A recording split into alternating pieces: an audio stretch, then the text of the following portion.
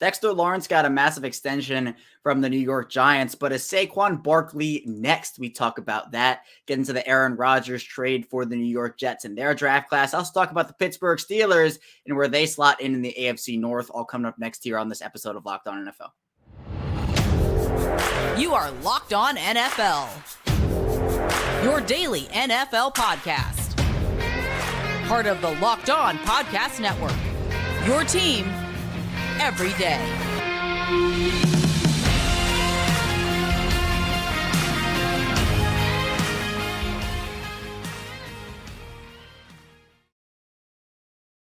Welcome into another edition of the Locked On NFL podcast, part of the Locked On Podcast Network.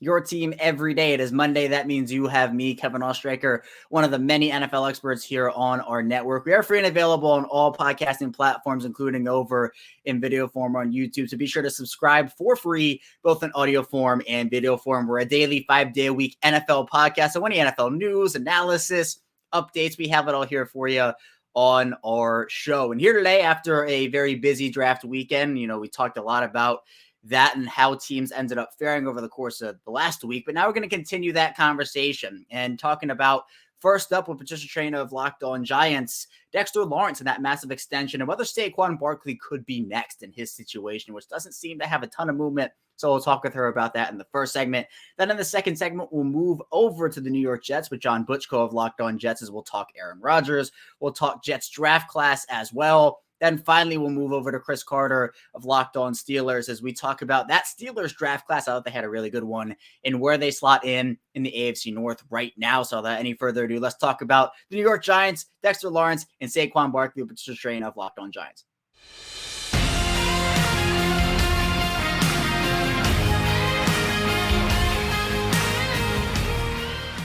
Well, defensive linemen, they're getting paid, and the New York Giants made one of theirs extremely well paid over the course of the last week here in Dexter Lawrence. And here to talk about that with me is Patricia Traina, the host of Locked On Giants. And Patricia, Dexter Lawrence has been phenomenal in the middle of that Giants defense, and now he gets rewarded for it.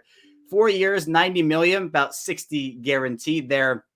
How do you feel like this deal kind of stacks up with the rest of the market that we've seen for defensive linemen and kind of what Lawrence has provided for the Giants on the field? Was it just right for you? Was it a bit of an overpay? Or maybe even a bit of an underpay? No, I think it's definitely in line with what the other top interior defensive linemen are getting. Granted, Aaron Donald is the granddaddy of them all. Nobody's going to come close to getting what he's getting. But considering how Dexter Lawrence has evolved in his career, he went from basically being a 2-down run stuffer to an every down player who can rush the passer. Last year, of course, he led the team in sacks. He led the team in quarterback hits. He set a new career high for tackles. So Dexter Lawrence has really benefited in this defense as coordinated by Wink Martindale. And also, we got to give credit to defensive line coach Andre Patterson, who came in and basically helped polish up his technique. So as far as, what Dexter earned, well deserved for the young man and certainly in line with what his peers are getting. And when you talk about his impact, you talked about how he's kind of transformed his game into what he is now. Along that defensive line and even in that defensive unit, Patricia, just how important is he to their success moving forward? Oh, huge. Absolutely huge. I mean, we saw last year when he had to come out and take a breather, the drop-off was very noticeable. And look, you cannot ask a Dexter Lawrence or even a Leonard Williams for that matter, or any defensive lineman to play like 90% or more of the snaps. Now, fortunately, knock on wood, Dexter Lawrence has been durable for the Giants. The only game in his career he missed was that regular season finale last year when all the starters were given the week off. So if you want to have Dexter Lawrence in your lineup for the foreseeable future, you've got to reduce his snaps. You can't expect him to play 90% or more of the snaps. And, this is a guy who he comes in, he's a hard worker. He's usually in great shape. And he's still got much more he can accomplish, and he wants to accomplish. He told everybody on Friday, look, I want to be great. I want to be a Hall of Famer one day. And just, he'll get there. He's the type who will get there through his work ethic. Yeah, and I know that he's a huge part of that defense, Patricia, but also the Giants throughout the 2023 draft, they added a big piece and a couple more to that defense too. Deonte Banks, the 24th overall selection in that draft. And How does he kind of fit in with what they want to do, Patricia? And how'd you like the rest of that draft?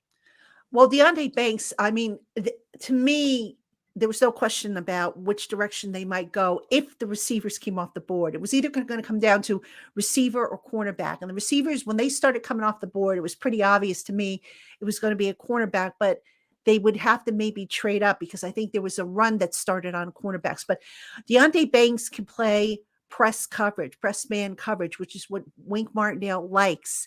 And I've said it all along in the offseason leading up to the draft that the Giants wanted to close the talent gap between themselves and the Eagles and the Cowboys, who have these speedy receivers. They had to get faster in the back end of their defense. They just lacked that speed, and we saw it all too often where they were getting burnt left and right by the faster receivers that they faced, especially in the division. So Deontay Banks, a really good pick for them. You know, he's going to pair up with Adoree Jackson as the starters at either cornerback spot.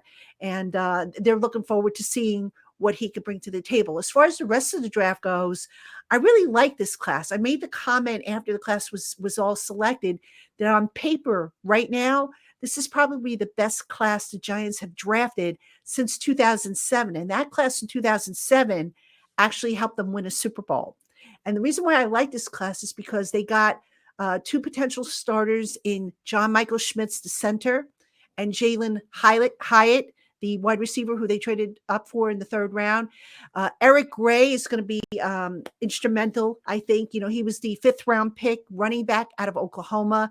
He's going to help keep Saquon fresh because I think the Giants are going to start to go to more of a committee approach in order to keep Saquon fresh and, you know, limit the injuries and the pounding that he takes during the course of the year. And then they got 3 defensive players after that who might not be starters, might not have big roles on the team, but their depth, their developmental pieces who, you know, when the time comes and the Giants have to move on from who they have in front of these guys, now they don't have to scramble and say, okay, what do we do now? Now they're going to have guys they developed who are going to be ready, hopefully, to step in when the time comes. Right. And Deontay Banks is a no DoorDash corner, as Don Martindale talked about in last offseason during one of his press conferences. And he's a character up there on the mic. But Patricia, you mentioned Saquon Barkley. It kind of transitions perfectly into what I want to talk about here with Saquon. It seems like there's been really no movement on his situation throughout the course of this offseason. I mean, what do you kind of know and what's your gut feeling on maybe where Saquon could be this season and what his situation ends up being come the start of week 1? Yeah, I think right now, Saquon and his representatives might have a little bit higher number involved as to what they think he's worth. And I don't think that number aligns with what the market warrants and what the Giants think he's worth. So it's a very tricky situation because the Giants like Saquon. They want him here, but they're not going to blow all their money on one guy like that. I mean, running backs, if you look historically, running backs have decreased in value. Even some of the greater ones have decreased in value. They just don't get paid like they used to. So Joe Shane said that after the draft settled down, you know, in the post-draft activity, that he was going to put a call into Saquon's representatives, see where they were at. Basically, the way I took it is, have you rethought what you're asking for? And if you have and you're ready to be more reasonable, then we'll open up negotiations. But if you haven't, then I don't think negotiations are going to, you know, go much further. I think that Saquon is ultimately going to end up playing on the tag. If he digs in and feels that he's worth 15, 16 million a year, he's going to end up playing on the tag and then take his chances again next year. He's going to gamble on himself, staying healthy, having another big year, play on the tag this year. And then next year, when the Giants have some other guys up for consideration for the tag, take the hope that they don't tag him again with the franchise tag. Now, if I were advising Saquon, I might say to him, look, you're not going to get what you're looking for, but isn't it better to take, you know, guaranteed money over multiple years that's going to be far exceed the 10.1 million that the franchise tag is going to pay you than to sit there and dig in and just take the 10.1 million and call it a day. That's what I would suggest to him. You know, take a shorter contract, more guaranteed money, and this way you're financially set. But, you know, I don't know. I mean, Saquon's got to kind of, to me, from the outside looking in, it just doesn't seem like he's maybe as involved as he could be with the negotiations. He's kind of letting his agent handle it. And at the end of the day, guys that want to get it done will get more involved in it, and they will tell their agent, look, just get it done. So we'll see. I think if anything is just going to go down to the July 17th deadline to get a long-term deal done. I hope they get a deal done. I am not optimistic as of this date that they will. Major shout out to Patricia for hopping on the show. And for more on Patricia's work, be sure to check out the Locked On Giants podcast, part of the Locked On Podcast Network. Your team every day. Coming up in our second segment, we'll be diving in to the Jets with John Butchko of Locked On Jets and that Aaron Rodgers mega trade, and also how they did in the draft. So be sure to stay tuned. So a lot to dive into on Locked On NFL.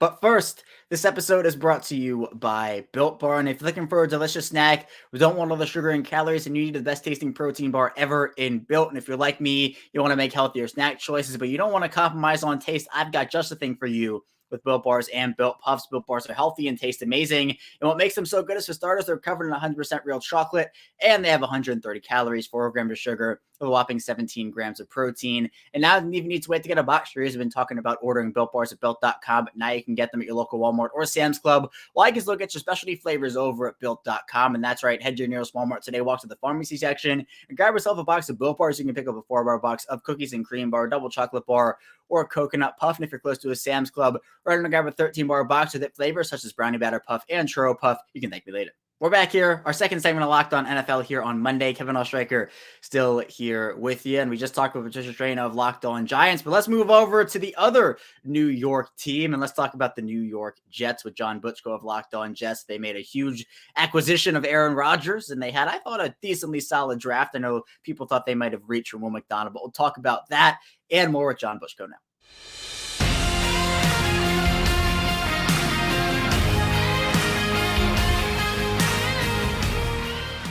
Well, the New York Jets have had a busy couple of months here as they kind of maneuvered the Aaron Rodgers situation, but that is officially over as the Jets and Packers finally made a deal a few weeks ago. And here to talk about that with me, as well as the Jets and their draft, is John Butchko, the host of Locked On Jets. And John, I know it must have been a very tiring situation for you to kind of figure out, well, is Rodgers coming? Is he not? When's he coming over? They get the deal done. A pretty big package to go get Aaron Rodgers. What were your initial thoughts when the deal ended up being secured? You said it perfectly, Kevin. It was really hurry up and wait. Aaron Rodgers announced on the Pat McAfee show in the middle of March, I'm coming to the Jets. It was over a month later that the deal actually got done, and the Jets ended up sending a number of picks to Green Bay. They did a pick swap this year, which dropped them from the 13th pick to the 15th pick. They give up a second-round pick this year, and then they also give up a pick next year, which is probably going to be a first-round pick. The only way it's not a first-round pick is if Rodgers plays less than 65% of the snaps this year. If that happens, then it's probably going to be a high second-round pick. So we can assume it's going to be a first-round pick. Look, they got Aaron Rodgers. Last year, their quarterback was Zach Wilson. They've upgraded at the most important position on the field, and they've gotten a guy who's going to be a future Hall of Fame quarterback. So there's a lot positive that can be said about it. The compensation seems quite high to me, considering Rodgers is 39. He's going to be 40 during the season. At best, you're probably getting it for 2 years. And the thing I look at is there was no other team in the NFL that really wanted Aaron Rodgers. There were no other trade partners. The Green Bay Packers could not bring him back. The Packers had moved on. It would have been a fiasco if they brought him into training camp with Jordan Love. I mean, you're going to sit Aaron Rodgers on the bench, and if not, then you pretty much have to move on from Jordan Love, who's the guy that they want to play quarterback this year. So I think that the Jets panicked a little bit. I don't know why they had to give up what they gave up. Now, again, they got Aaron Rodgers. So from that standpoint, if you're a Jets fan, you got to be happy. The compensation is quite large, though. I mean, it's the type of compensation you give up for a player of Aaron Rodgers' caliber, but probably not a player who's 39 years old. You give up that compensation for a player like Aaron Rodgers if he was 5 to 10 years younger. And if they did that, then you'd really say that's a great trade. You know, that they didn't give up a whole lot. Only getting Aaron Rodgers for 1 to 2 years, looking at the other circumstances, I do wonder a bit whether they really needed to give up that much, whether if they had just waited the Packers out, they could have gotten a more favorable deal. Yeah, it almost seems to me like the Jets and Aaron Rodgers said I do almost too early to kind of, they tipped their hand and they said, well, this is what's going to happen. And the Packers said, well, now we know he's going to go there and we're just going to wait you out. Again, you're getting Aaron Rodgers. So, you mentioned it, Zach Wilson and Aaron Rodgers. It's a little bit of an upgrade, just a tiny bit in terms of those. What is probably going to end up being 2 first-round picks. You can make the argument that if Rodgers does not deliver a Super Bowl, or at least a Super Bowl worthy season to the Jets, it's almost, was that trade worth it? You kind of get into the questions there. But the Jets did have the draft, John. They moved back from 13 to 15, as you talked about. Took Will McDonald, the edge rusher there. Also, I think added some solid pieces. What you like about their draft overall? It's interesting. Will McDonald was not a guy on anybody's radar. In fact, as I mentioned, the day the Jets picked him on Locked On Jets, that was not a name I mentioned once in the lead up to the draft. I mean, this was a pick that was kind of out of left field. And I think they were really focused on the offensive line. I think if the Jets were being honest with you, and this is just me speaking, this is no insider information, but putting the pieces together, I think if the Jets were being honest with you, they wanted to get one of the big 4 tackles. And in that sense, the Rodgers trade kind of looms large because they dropped from 13 to 15. They swapped first-round picks with Green Bay, which allowed the Steelers to jump them and to trade up with New England. The Jets originally had 13. They dropped to 15. The Steelers traded up to 14 to get Broderick Jones, the tackle out of Georgia. And I think the Jets wanted him because you see this from time to time when you're watching the draft. Sometimes a team thinks they're getting a player, and then that player gets picked right before them, and they don't know what to do. And the Jets took their pick all the way down to the last minute. Common sense would suggest they were probably trying to trade down.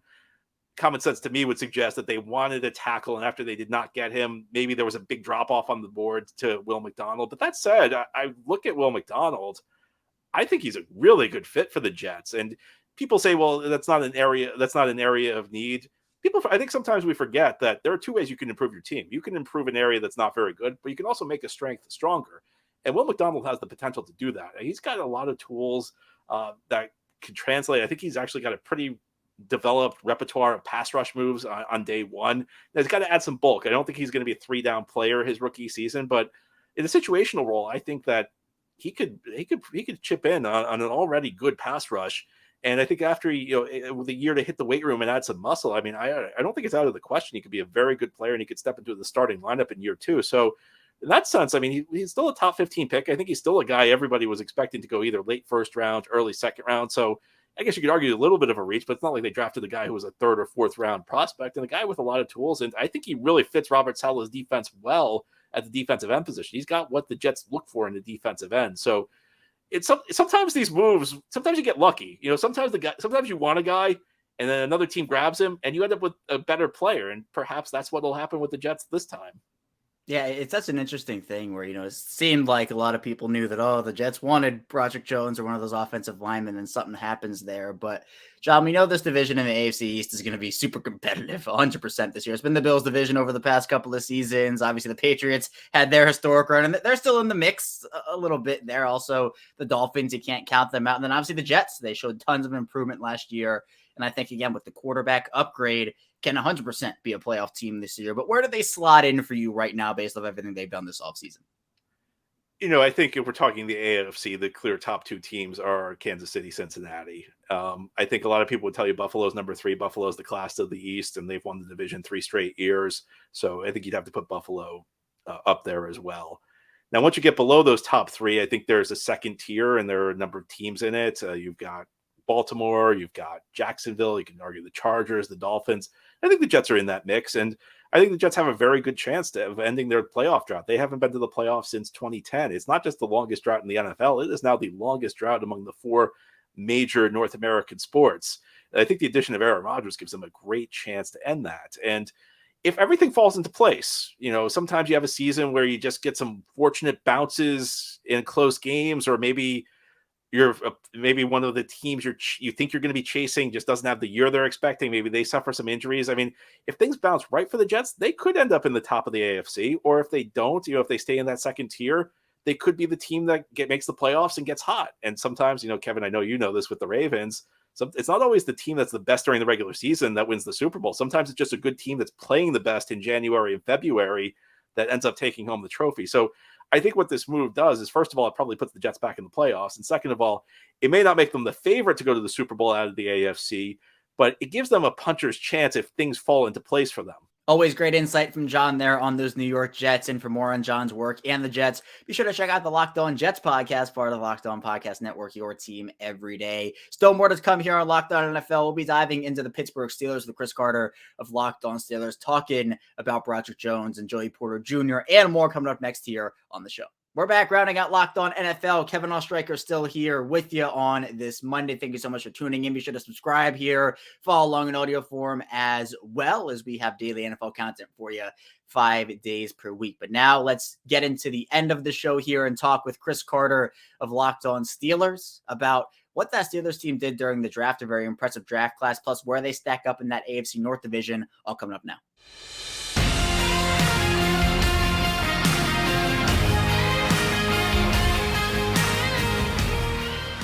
The Pittsburgh Steelers were definitely one of the biggest draft winners in that 2023 draft, just snagging value after value. And here to talk about that draft class with me, as well as just where Pittsburgh falls in the AFC North right now, is Chris Carter, the host over at Locked On Steelers. And Chris, to me, Pittsburgh, even being the Ravens guy over here on our network, one of the best drafts in my opinion. I think they got a ton of value, as I talked about. Let's start off with Broderick Jones, though. The Steelers trade up to get him. They jumped the Jets, who pretty much I think everybody knew that Broderick Jones was their guy that they wanted. Why did the Steelers make that move to go up and get him, and why do they feel like he can be a piece on that line for years to come? The Steelers are moving to being more back to bully ball. Like they know that that Kenny Pickett, they think someday will become one of the better quarterbacks in the NFL, but they know in at least his second year, it's going to take time for him to develop and be a guy that can just sling the ball all game long and kind of take on those type of challenges. But in that time, you got Najee Harris, who they're very confident in how he's making progress. You have an offensive line that's now going to have Isaac Seumalo from the Eagles probably playing at left guard. And now the biggest weakness that you saw left on that line was left tackle, where fourth-round, second-year player Dan Moore Jr. was at. And he was fine. He was adequate, but they wanted a guy who could be a pillar player for the future at left tackle. And so to me, on my big board, I had Broderick Jones as my number one offensive tackle. Between him and Paris Johnson Jr., I was like, these are their top priorities in this first round. And for them to get him and only give up a fourth-round pick, which they kind of recouped later when they traded down in the third round, that was just amazing value for how they were able to get a guy who, the Steelers, you think back in all of Steelers history, and I say this all the time on Locked On Steelers, you think back to Steelers, they have great centers like Mike Webster and Damani Dawson. They have great guards like Alan Faneca and David DeCastro, great linebackers, running backs, wide receivers, quarterbacks, cornerbacks, safeties. The one position that they don't have like legendary greats is offensive tackle. And for whatever reason, it just hasn't been something they've invested into. They took time this last draft. I think they really got their guy in Broderick Jones. They love his athleticism. There's things you got to shore up in his pass protection, because sometimes I think he misses with his hands and he's a little too aggressive. But something Mike Tomlin always says, I'd rather say whoa than sick him, meaning I'd rather have to tell you to let's pull it back a little bit, let's sharpen some things, than have to motivate you to go out there and be aggressive. I think they like that about him. They're very excited to get to work with Broderick Jones. Yeah, and I think the crazy part about it, Chris, is the fact that a lot of people had Joey Porter Jr. mocked to them with their first rounder. And then all of a sudden, the Chase Claypool trade with Chicago gets them that 32nd overall pick. And so the end of the first round happens. Joey Porter Jr., I still don't know why he was still on the board, but the Steelers benefit. They're out there was all the talk. Should they trade out of that pick, get more assets? I think the Steelers just said, look, there's a heck of a player on this board right now who should not be here. We're going to go and take him. Obviously, there's the connection with Joey Porter Sr. I mean, how shocked were you that he was still on the board, and how ecstatic were you that Pittsburgh was able to nab him there? I mean, I was very shocked because I thought after passing on, like trading up at 14 is like okay, he's not going to fall to 32. If you and this was a debate that I had with a lot of Steelers fans on the show. There's like, man, like, offensive tackle would be great, but don't we need a top flight corner? Don't we need one of these guys that we think ranks up there as one of the better cornerbacks in this class? And, if we wait again, we won't get one of those guys. And a lot of Steelers fans were stressing out about that. And especially when, you saw not just Joey Porter Jr., but Christian Gonzalez fell down to them. And there was a lot of talk about him being the guy, but the Steelers waited. They were patient about it. Deonte Banks ends up going at 24. And part of this also, I think the Steelers looking at it and saying like, man, if Christian Gonzalez is falling all the way down to 17, maybe there's a chance that Joey Porter Jr. slips down a little bit. And if someone takes a different corner, and Deonte Banks, they let him, he was taken by the Giants. So that slipped everything down. Joey Porter Jr. sitting there. That was a dream come true for the Steelers, because I guarantee you they had a first round grade on Joey Porter Jr. And, typically the pick 32 would be a first rounder if it wasn't for the Dolphins forfeited pick. So yeah, they were ecstatic about it. And it was even kind of cooler because, we've all seen the video now of Joey Porter Sr. like hugging Joey Porter Jr. after he didn't get picked in the first round and said, use this as motivation. Remember this, keep that chip on your shoulder. And so after the first day, when his name wasn't called, he went back to his home in Pittsburgh.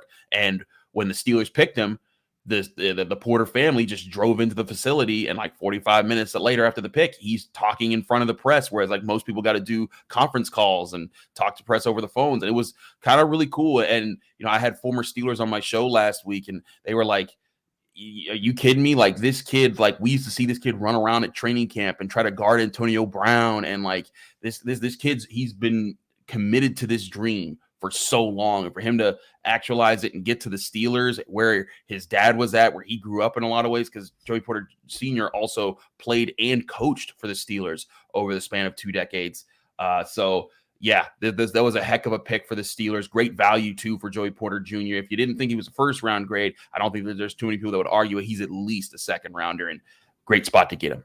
Yeah, an incredible story, absolutely. But the Steelers have an incredible draft, not just because of Broderick Jones and Joey Porter Jr., but the rest of that class. It just seemed like Pittsburgh could not go wrong with any of their selections. They continue to get value throughout this draft. How'd you like the rest of what they did? Keanu Benton, he was one of my favorite defensive linemen. I had him ranked 33rd on my big board overall. And I think I had him ranked as like my 3rd or 4th defensive lineman. Looking at guys, I had, of course, Jalen Carter, Kalijah Kancey as my top 2. But then after that, I wasn't as impressed by Mozzie Smith as some of the other people were. I thought he was good, but I was like, man, Keanu Benton, man, with his size and the way that he looked in the Senior Bowl, I really like it. And he has to refine his pass rush moves, but he's physical. And something that he even kind of let slip in his conference call with the media here in Pittsburgh. He said, Coach Tomlin said he wanted some goons, man, and I'm down to be that. And Coach Tomlin was like, I'm going to have to teach him what not to share from our private conversations. But yes, that is what I told him. And part of it is the Steelers, they want to be physical again. They want to dominate the line of scrimmage on both sides of the ball. You look back to 2020, they ranked dead last in the league in rushing.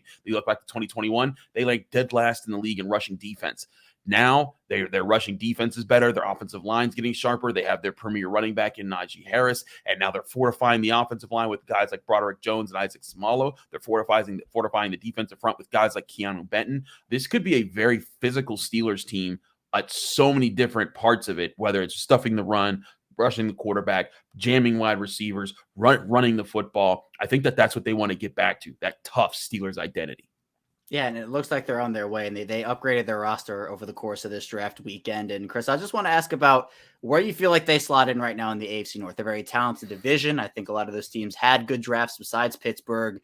Do you feel like this is a team that can truly challenge that Cincinnati Bengals team for their top spot, or do you see them more as a wild card team at this point? It depends on how the Bengals deal with their changes, because to me, the Bengals, I like them getting Myles Murphy, DJ Turner, Jordan Battle, Charlie Jones, all of those guys I was looking at as, like, hey, these are good value guys. The only people that I thought would really be Steelers picks could be Jordan Battle or Charlie Jones, as far as where they'd fit for the Steelers. But when I looked at either any of those guys, I was like, hey, those are good picks. But a big part of what I saw with the Bengals defense over the past few years has been what they did at the safety position, not just Jesse Bates, but also Von Bell. And both of those guys left. And I think Lou Anarumo, he's going to need, as a defensive coordinator for him, he's going to need to keep it up with them and keep the Bengals defense playing really sharply in big games. Because to me, that's what saved them in a lot of their tougher games when Joe Burrow and the offense weren't clicking. And I'm intrigued to see, can they keep it up? Because I do think the Steelers are going to push for it. I think the Ravens had a very good draft. I think that the Browns, it's going to be a big question mark with how they just don't have draft picks because of the Deshaun Watson trade. Does he develop in their offense? The current way I see things shaking out, I think that the Bengals are still my favorite to win the division, but the Steelers and the Ravens are going to be right on their heels. And I think it's going to be Steelers and Ravens just going back and forth all year, kind of hovering around it. And you may see 3 teams from the AFC North even make the playoffs this year in what's going to be a very hotly contested AFC conference. Big thanks to Chris for hopping on, talking Steelers football. And for more on Chris's work in the Steelers, be sure to check out the Locked On Steelers podcast, part of the Locked On Podcast Network, your team every day. But that's all I have for you here today on Locked On NFL. Thank you so much for tuning in. When we get back here tomorrow, it's more NFL content from your Tuesday host. So be sure to stay tuned for that, and we'll see you right back here tomorrow.